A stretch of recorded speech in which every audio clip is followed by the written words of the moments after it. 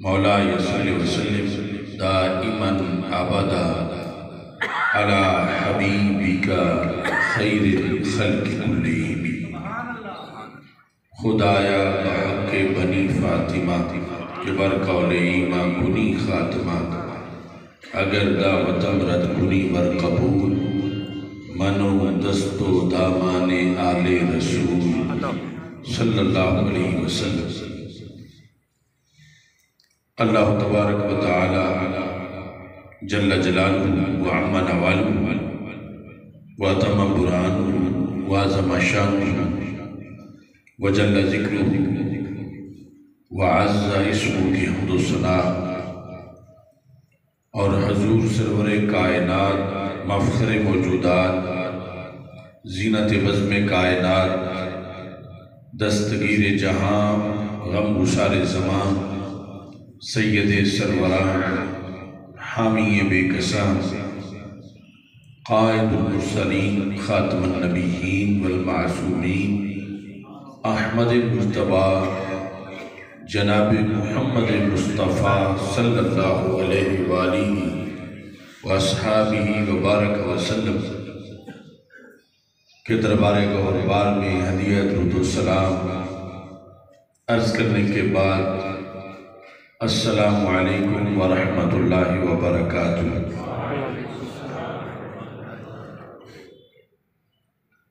رب ذوالجلال کے فضل اور توفیق سے چنیوٹ کی سرزمین پر آج کا یہ اجلاس 19 فروری کو انشاءاللہ مینار پاکستان پر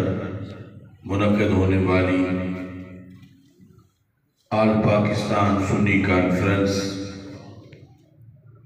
کی دعوت کے سلسلہ میں انعقاد پذیر ہے۔ محقق اہل سنت حضرت مولانا محمد ظفر علی سیالوی صاحب زید مجدہ، اور آپ کے برادر اکبر حضرت مولانا محمد سیف علی سیالوی صاحب زید شرف اس اجلاس کے میزبان ہیں۔ حضرت صاحبزادہ پیر محمد امین اللہ نبی سیالوی صاحب امیر تحریک لبیک اسلام، حضرت علامہ مولانا محمد صدیق مصطفی صاحب، غازی محمد یوسف قادری صاحب، حضرت مولانا محمد حبیب اللہ سیالوی صاحب اور دیگر احباب رونق افروز ہیں۔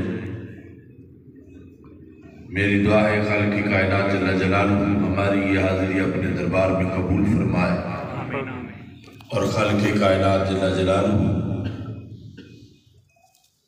اہل سنت و جماعت کو غلبہ عطا فرمائے۔ رب ذوالجلال کا کروڑوں بار شکر ہے کہ اس نے ہمیں دولت ایمان سے مالا مال کیا ہے۔ ہمارا یہود و نصارہ کے مقابلے میں تعارف اسلام سے ہے، اور اسلام کی چھتری کے نیچے گھسے ہوئے 2 نمبر لوگوں کے مقابلے میں ہماری پہچان اہل سنت و جماعت سے ہے، اور اہل سنت کا ٹائٹل، یہ لقب زبان رسالت صلی اللہ علیہ وسلم سے حق پرستوں کو عطا کیا گیا ہے۔ لوگوں نے اپنے مسالک اور فرقوں کے نام گڑھے ہیں، ہم نے اپنا نام گڑھا نہیں بلکہ سنت سے پڑھا ہے۔ کیونکہ الکامل کی تیسری جلد میں سیدنا امام حسین رضی اللہ تعالیٰ عنہ اس حدیث کو روایت کرتے ہیں، ان رسول اللہ صلی اللہ علیہ وسلم قال لی ولی اخی،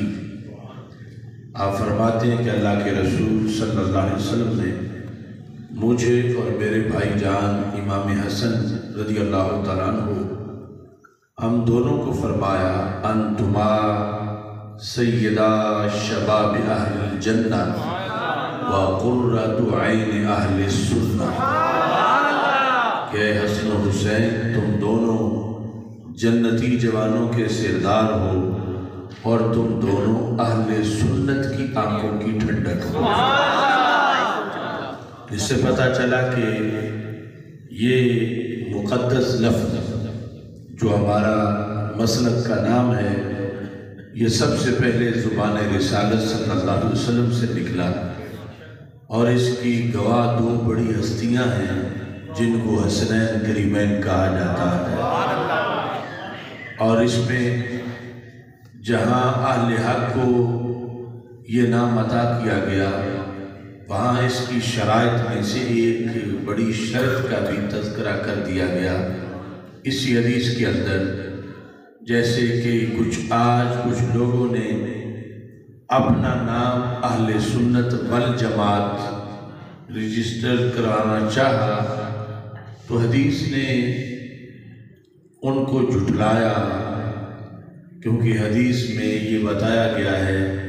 انتما سیدہ شباب اہل الجنہ وقرۃ عین اہل السنہ، کہ سنی ہونے کے لیے حسنین کریمین کا پیار شرط ہے، تو جو سینے کھنڈر اور ویران ہوں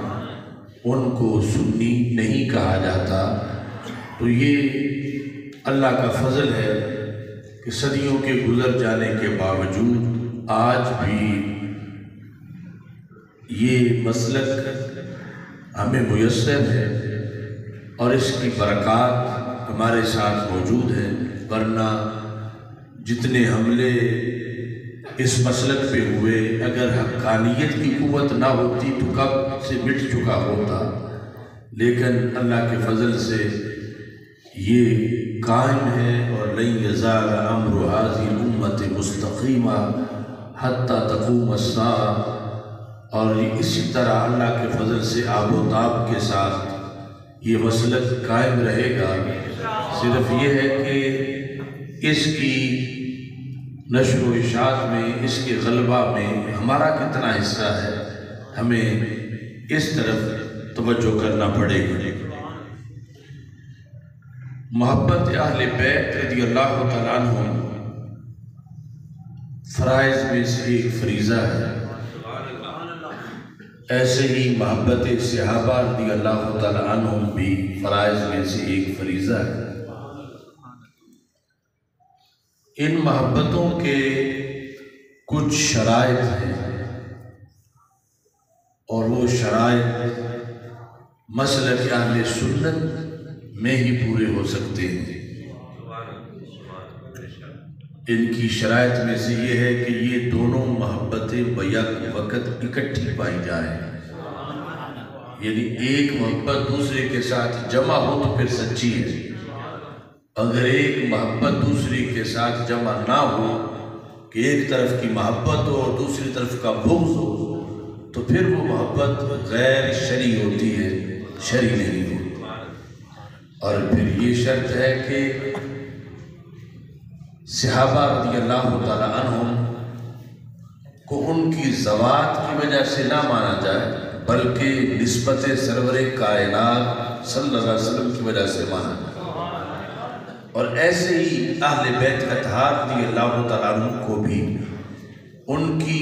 ذوات کی وجہ سے نہیں بلکہ آل رسول صلی اللہ علیہ وسلم ہونے کی وجہ سے مانا جائے۔ یہاں سے بھی اہل سنت کا دوسرے لوگوں سے واضح فرق موجود ہے۔ اگر صحابہ کرام رضی اللہ تعالیٰ عنہ کو سرکار کی وساطت کے علاوہ سرکار سے ہٹ کر مانا جائے، سرکار کی طفیل نہ مانا جائے، تو پھر یہ بگاڑ آتا ہے کہ بندہ یا خارجی بن جاتا ہے یا ناسبی بن جاتا ہے۔ اور اگر اہل بیت اطہار رضی اللہ تعالیٰ عنہ کو ماننے میں ذات رسول صلی اللہ علیہ وسلم کا وسیلہ اختیار نہ کیا جائے، یعنی سرکار کے طفیل کو نہ مانا جائے، سرکار کی وجہ سے ان کو نہ مانا جائے، بلکہ ان کو ان کی اپنی جداگانہ حیثیت پر استقلالاً مانا جائے، تو پھر بندہ رافضی یا تفضیلی بن جاتا ہے۔ اور اگر صحابہ و اہل بیت کو سرکار کی وجہ سے مانا جائے تو پھر بندہ سنی بنتا ہے۔